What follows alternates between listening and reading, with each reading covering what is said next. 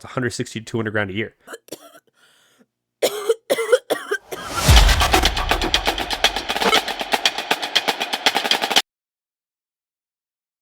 Hey guys, welcome back to the channel. Thank you again for tuning in. Now, a lot of my content when it comes to finances focuses on the younger audience, the people who are in their, I would say, teenager years to their 25s and are a little bit older, so around under 30 years old, because these people have the most amount of time on their hands to allow for compounding effects as this. However, the more realistic thing that I know a lot of people don't speak about is adults investing. And adults investing is very similar, but it's also different because you're going to have more responsibilities. Some of you guys might have kids, some of you guys have cars, some of you guys have houses, and you guys have insurance, life insurance, and a whole bunch of other issues on your hand versus a teenager that doesn't have those same problems, or somebody in their early 20s.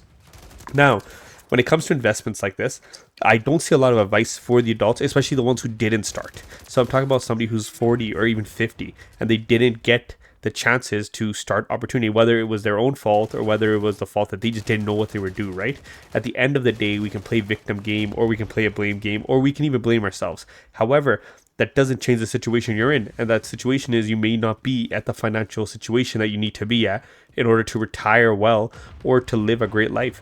And let's face it, guys, the lifespan that people may not realize is it is consistently going up.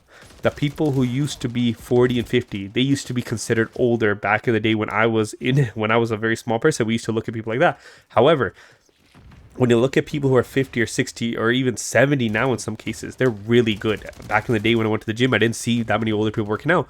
Nowadays, there's some older people who are even more jacked than I am, and it's crazy to see. Now, besides the point of just taking good care of yourself, medicine is advancing, and I truly do believe that we're going to live much longer lifespans. Now, that's great for the 20-year-old who's going to be compounding for 50 years, putting in $500 a month, and now they're almost at what is $100 million. But what about for the person who's 40 or 50 years old now? Now, you may not be alive in 100 years, but you may be alive till you're 90, right? And maybe you weren't expecting it, but it's not like a 90-year-old is not going to have very similar problems to somebody who's 70 today when it comes to bone issues or muscle issues. So you might not be able to work.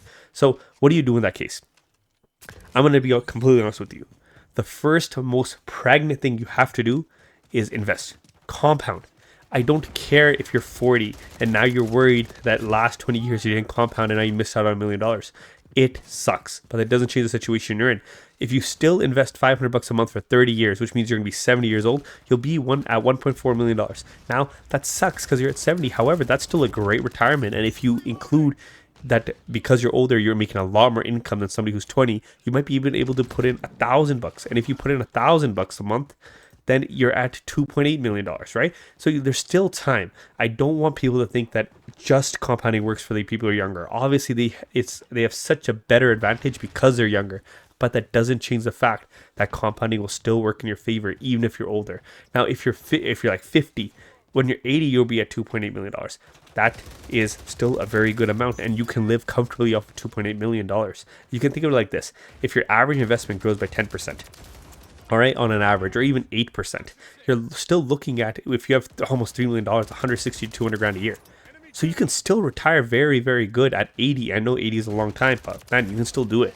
It's not going to change the facts of what's different today, but you won't be able to wait any longer. What I mean by this is if you know the mistakes that you made and you didn't do them in your 20s and you're 30, 40, 50 now, by waiting, you're not going to help your situation anymore. If you wait another 5 years to start, you're only holding yourself back even more. So what you need to do is start right. If you still have debt by the age of 50 and it's bad debt, you really need to figure out how you're going to fix it. And you can fix it by numerous amount of ways. You can fix it by starting to actually pay attention to where you're spending. Save more. And it's probably going to be a lot harder to have a second job, but I see immigrants do it all the time. I see my own dad do it. So you can do 2 jobs. And you may not be able to do 3, but you can do 2 jobs, and you might have a family and you might have a life, but you have to make sure that the people around you also understand that you're doing this for their betterment, because the better you live, the healthier you live, the more rich you live, the better everybody around you is going to live as well. And don't just do it for yourself, do it for them, but make sure you also do it for yourself, because it is not fun, trust me, being 80 years old and having to know that you have to rely on your kids for your retirement. Because if your kids Everybody wants to have great kids, but if your kids just don't want to help you, you never want to put yourself in the predicament that they're not going to. So guys, there's so many other tips. I'll give them out in different videos, but just start by investing. Start by compounding. Please just start. Because if you start when you're 40 and for 30 years, you're still at 70. And remember how I said the lifespan keeps going up. By the time I truly do believe I'm 40 or I'm 50, people are going to be living up to 100 on an average because of how good medicine is getting. You may disagree, but the science says otherwise. If I'm looking at charts, I'm just seeing the average age expectancy continuously going up, and the better metrics to even go is the quality of life. So the quality of life of a 70-year-old today is a lot better than one 20 years ago. And I assume, and I truly do believe in 20 years, it's going to be even better. So if you're still able to move around, you're not locked in your house, you would want to travel, you'd want to enjoy that stuff. And you can do that stuff with $2.8 million or $3 million. Let's just round up to $3 million.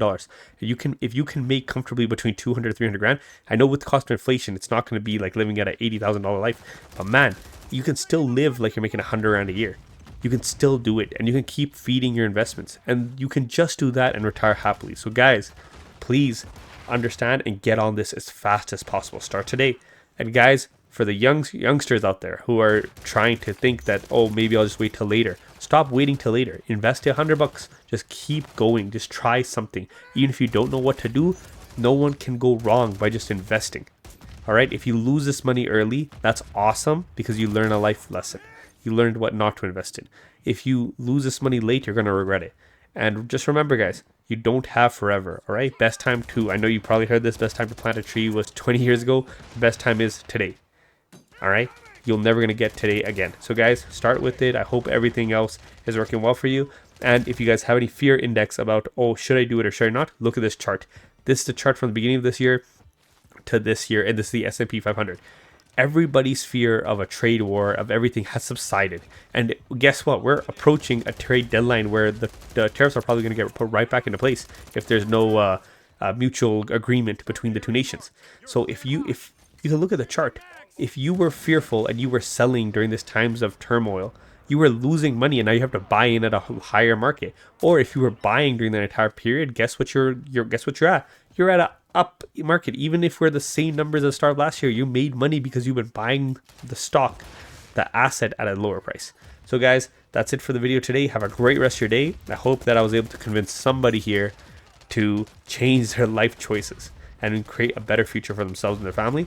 And guys, I'm going to tell you one more thing. I'm almost at 100 subscribers. I believe we're 17 subscribers away. So thank you so much. And we will continue to give out financial literacy to everybody who needs it.